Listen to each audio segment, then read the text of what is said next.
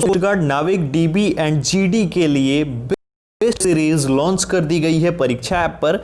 Just in case आप तैयारी करने वाले हैं इसके लिए, तो आपको ऑनलाइन एग्जामिनेशन किस तरीके से होगा उस प्रोसेस को जानना है। आप क्या कर सकते हो, आपका स्कोर कितना हो सकता है, आप ऑल इंडिया लेवल पे कितना स्कोर कर सकते हो वो जानना है आपको।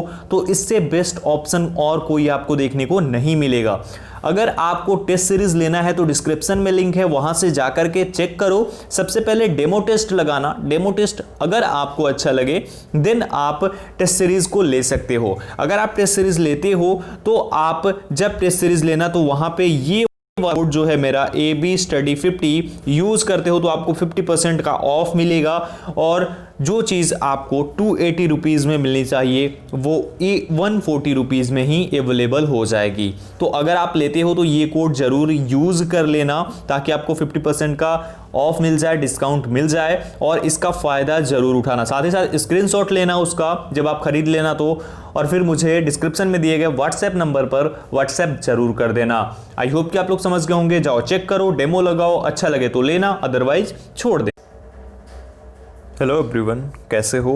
आई होप कि सब लोग ठीक होंगे। मैं हूं अभिषेक और आप देख रहे हैं study with Abhishek. Indian coast guard नाविक GD यानी जनरल ड्यूटी, नाविक DB यानी कि डोमेस्टिक ब्रांच, और यांत्रिक के लिए ऑनलाइन एप्लीकेशन आज यानी 5 जनवरी से शुरू होंगे। आज सुबह के 10 बजे से आपके जो ऑनलाइन एप्लीकेशन है वो शुरू हो जाएंगे। लेकिन इस वीडियो में मैं आप लोगों को वो स्टेप्स जो कि आपको करने होंगे ऑनलाइन एप्लीकेशन के टाइम पे बताने वाला हूँ। देखो, आप चाहो तो आप साइबर कैफ़े से जाकर करा सकते हो, आप चाहो तो खुद से कर सकते हो। लेकिन अगर आप खुद से करते हो तो इसकी प्रोसेस थोड़ी सी टेढ़ी है और लगभग रजिस्ट्रेशन के 5 स्टेप्स हैं। 1 से लेकर के 5 स्टेप्स आपको करने होंगे रजिस्ट्रेशन के टाइम पे। तो वो कौन कौन से स्टेप्स हैं, क्या क्या आपको करना होगा, वो सब कुछ क्लियर करने वाला हूँ इस वीडियो के अंदर। शुरू करेंगे, लेकिन उससे पहले बोलना चाहूँगा कि अगर आप चैनल पर नए हो तो चैनल को सब्सक्राइब कर देना, और साथ ही साथ बेल आइकन को भी प्रेस कर देना। टेलीग्राम पर ज्वाइन नहीं किया है तो डिस्क्रिप्शन में लिंक है, जाकर ज्वाइन जरूर कर लेना, और वीडियो को लाइक एंड शेयर जरूर कर देना। चलो अभी शुरू करते हैं। यहाँ पे 3 डॉट्स पे क्लिक करता हूँ। यहाँ से सीधा हमें क्लिक करना होगा कैंडिडेट सेक्शन में, और guidelines for filling of online application form पे क्लिक कर देना होगा। इस पर क्लिक कर देता हूँ। अब यहाँ से हमारा आ जाता है सब कुछ, guidelines for filling of online application form यहाँ पे आ गया सामने। अब यहाँ से online registration form Indian coast guard, computer based online examination for enrolled personnel test EGEPT, description, instruction and link यहाँ पे दिया गया है। Personal details, registration part 1 for sign up, ये साइन अप के लिए रजिस्ट्रेशन पार्ट 1 आपका होगा।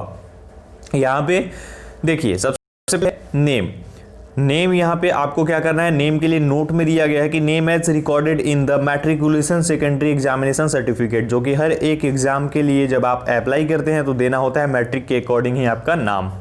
Please do not use any prefix such as mister और मिस, ये तो सबको पता है तो इसके बारे में ज़्यादा बताने की ज़रूरत नहीं है।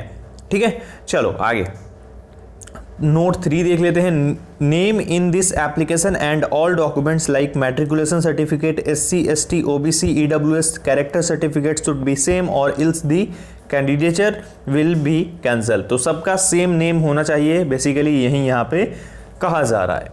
आगे father's name, please do not use any prefix such as Shri और डॉक्टर ETC। ओके, यहाँ पे नोट 1 में है name as recorded in the matriculation certificate. इसी चीज का ध्यान रखना कि जो भी आपका नाम है वो बिल्कुल इसी के अकॉर्डिंग हो, मैट्रिकुलेशन के अकॉर्डिंग। ओके, मदर्स नेम में भी सेम आपको करना है। आगे नेशनलिटी तो हम सेलेक्ट कर ही लेंगे। जेंडर भी आपका सिलेक्ट हो जाएगा, क्योंकि इसमें फीमेल वैसे भी नहीं है तो सिर्फ मेल्स के लिए ही ऑप्शन आएगा, तो वो ऑलरेडी सिलेक्टेड होगा मे बी।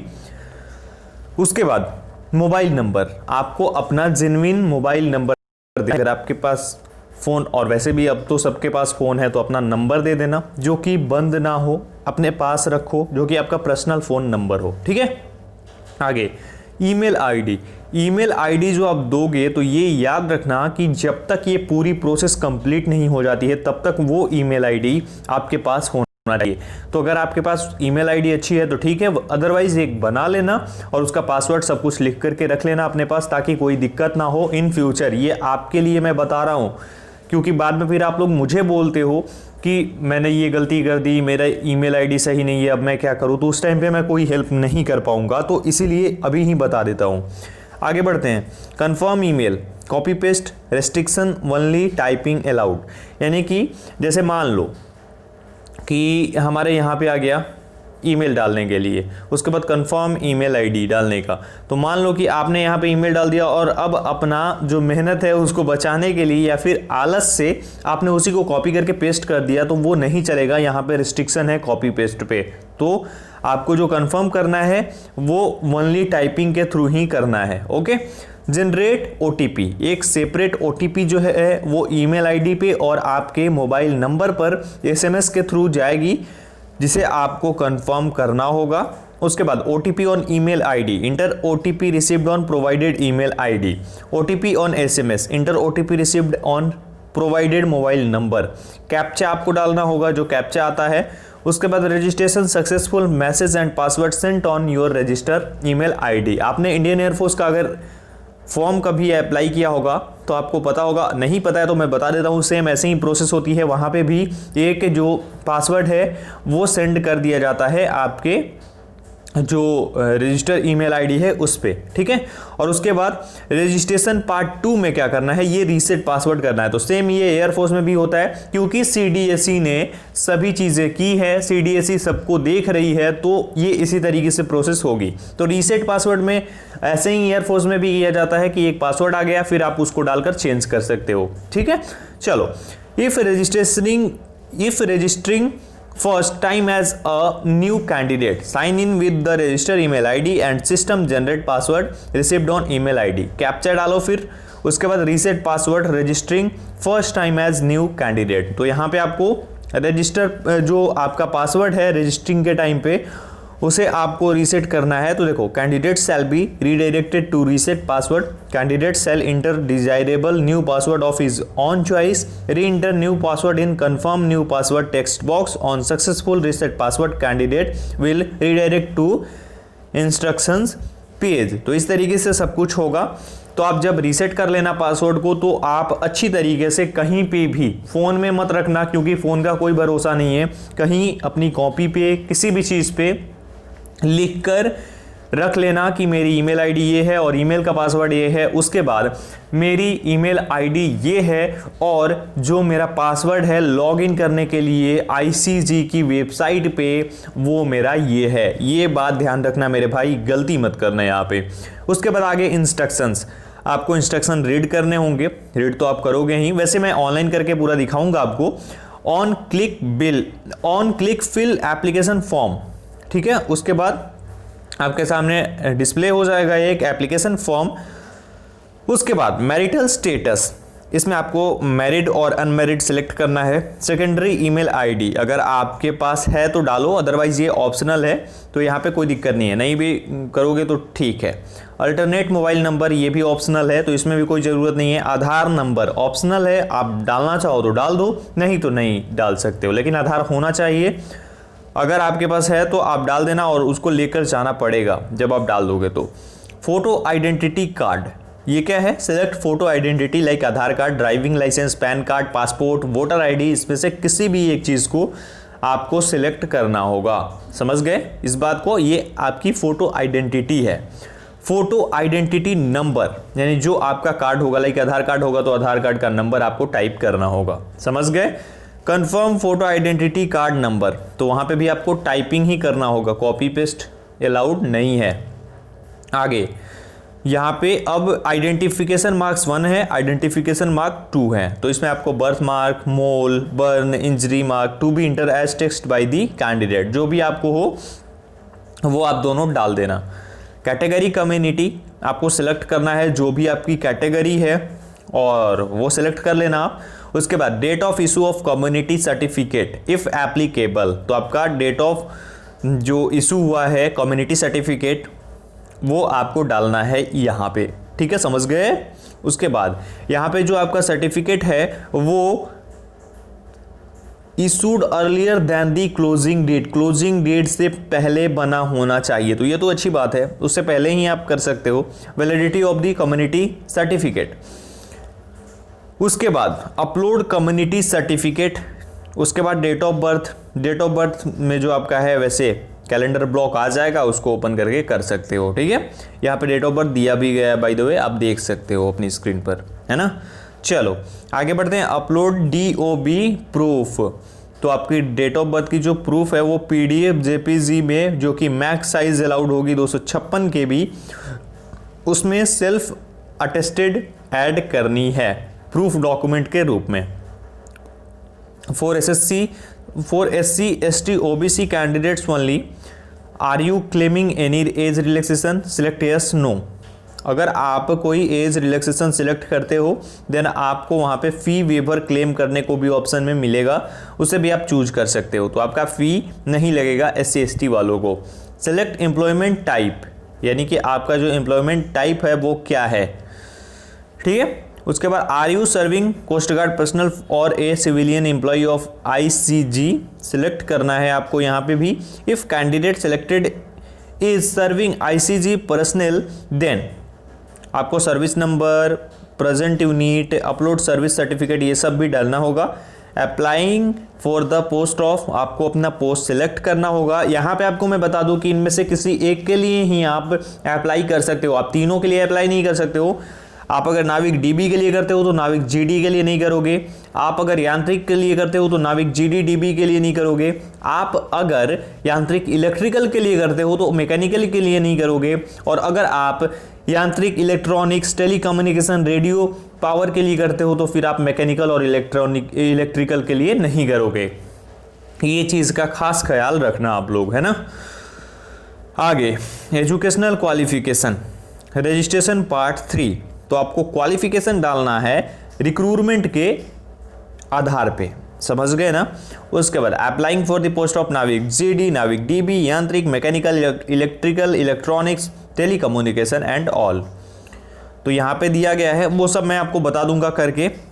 तो आपको कैसे सिलेक्ट करना है। For candidates of 10th applying for post of नाविक DB, तो जो आपको पहले सिलेक्ट करना होता था वो चीज़ें सिलेक्ट करनी है यहाँ पे।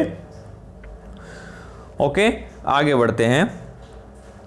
10th marksheet issued from board, 10th certificate number, ये सब तो आपको अपलोड करना ही होगा। तो ये तो नॉर्मल चीज़ें हैं जो कि आपको पता होनी चाहिए। जो आप जिसके लिए अप्लाई करना चाहते हो उसके लिए मार्कशीट, उसके लिए सर्टिफिकेट, वो सब आपको होना चाहिए आपके पास, तभी आप उसका नंबर डाल पाओगे, है ना। चलो, date of issue of grade 12th marksheet, select date of issue of marksheet, ये भी यहाँ पे डालना है। उसके बाद और ज़्यादा चीज़ें दिखाई नहीं पड़ रही हैं अलग अलग करके। यहाँ पे कम्युनिकेशन डिटेल में अपना permanent address, house, street number, landmark, phone number with area code optional, अगर आप डालना चाहते हो तो डाल सकते हो। कंट्री, स्टेट या फिर UT जो आपकी है, डिस्ट्रिक्ट, सिटी, सब डिस्ट्रिक्ट ऑप्शनल है, इसमें अगर आप डालना चाहो तो डाल सकते हो। पिन कोड, आपको वैलिड पिन कोड डालना होगा। पोस्ट ऑफिस का नाम भी आपका वैलिड होना चाहिए, सही होना चाहिए। उसके बाद प्रेजेंट एंड कम्युनिकेशन एड्रेस, ये भी आप डाल सकते हो यहाँ पे, ठीक है। मे बी यहाँ पे सेम का भी ऑप्शन आएगा तो वो भी आप डाल सकते हो। उसके बाद एडिशनल डिटेल्स, एडिशनल डिटेल्स में यही NCC सर्टिफिकेट के बारे में आपसे पूछा जाएगा, तो वो आप बता सकते हो अगर आपका है तो। उसके बाद सैनिक स्कूल से बिलोंग करते हो तो वो चीज़, आर्म्ड फोर्सेज अगर आप सर्व कर चुके हो, कर रहे हो तो वो चीज़, ये सब आपसे पूछा जाएगा। तो यस नो करना है इसमें। Do you know swimming, no तो नो, और ये अगर आता है तो यस। ये सब करने के बाद अब नीचे आते हैं और कुछ अगर इम्पॉर्टेंट है वो आपको बताऊंगा मैं। Registration part 4, upload photo and signature, आपको फोटोग्राफ अपलोड करना होगा जिसका format JPG, GPG, PNG, size 10 KB to 100 KB होगी। और जो passport size recent colour photograph होगा वो 40 डेज पहले नहीं किया गया हो, यानी 40 दिनों से ज़्यादा पहले नहीं लिया गया हो, मैक्स 40 डेज पहले का होना चाहिए, ठीक है, समझ गए ना। अब आगे बढ़ते हैं। अपलोड सिग्नेचर इमेज, इसका भी फॉर्मेट सेम होना चाहिए और साइज इसकी होनी चाहिए 10 KB to 100 KB के बीच में। अगला upload left hand thumb impression image, same air force की तरह है, मैं बता रहा हूँ आप लोगों को ना, एयरफोर्स में भी ऐसी चीज़ें होती हैं। तो यहाँ पे ये भी आपका 10 KB टू 100 KB के बीच में अपलोड करना है। Registration part 5 selection of examination city for stage 1, तो आपको अपना सिलेक्शन करना है एग्जामिनेशन सिटी के लिए, स्टेज 1 के लिए। अब यहाँ पे SC/ST candidates are to fill first choice within 30 kilometre from the present communication residence. In case of no centre is available within 30 kilometres then the other choices should be nearest to the present communication address. उसके बाद आपको SC/ST अगर आप हैं तो आप 30 kilometre के अंदर में, जहां आपको प्रेजेंट कम्युनिकेशन रेजिडेंस पे, वहां से 30 किलोमीटर के दायरे में अगर कोई एग्जामिनेशन सेंटर अवेलेबल नहीं है, देन अदर चॉइस जो है वो आपको उसके नियरेस्ट चूज करनी होगी। समझ गए? अदरवाइज 30 किलोमीटर के अंदर भी अगर है तो चूज कर सकते हो। Selection of examination city for stage 2, ठीक है। अब यहाँ पे स्टेज 2 के लिए भी आपको सिलेक्ट करना होगा। Option of choices filling will preferably be from the zone of domicile of candidates as per the list of zones provided above. If the candidate is from a zone where more than one city is available for stage 2 examination, then he shall choose as per his preference only among the test cities of that zone। तो ये तो आपको अपनी city select करनी होगी और उस time पे आपको पता चल जाएगा कैसे सिलेक्ट करना है। और यहाँ पे अगर आपके जोन में एक से ज़्यादा सिटीज़ होती, एक से ज़्यादा सेंटर्स होते हैं स्टेज 2 के लिए, तो आप अदर पे भी जा सकते हो, सिलेक्ट कर सकते हो। अब नहीं होगा, एक ही सेंटर होगा, तो फिर कैसे कर सकते हो? प्रीव्यू ऑफ फील्ड एप्लीकेशन, तो आपको वहाँ पे देख लेना होगा। एडिट करने का एक और ऑप्शन होगा पेमेंट से पहले, और उसके बाद आपको पेमेंट कर देना होगा। पेमेंट करने के बाद एप्लीकेशन स्टेटस भी होगा, वो भी चेक कर सकते हैं इसमें। और print application form, print application form जो है ये आप करके रख लेना अपने पास, ये भी बहुत इंपॉर्टेंट है। तो ये सब प्रोसेस है, इतना कुछ आपको करना होगा, ये सब आपको पहले से पता होना चाहिए, तभी आप आगे प्रॉब्लम में नहीं फंसोगे। तो आई होप कि आप समझ गए होंगे। जल्दी ही मिलता हूँ ऑनलाइन एप्लीकेशन फॉर्म कैसे करना है उसकी वीडियो के साथ, तब तक अपना ख्याल रखो। Thank you so much guys.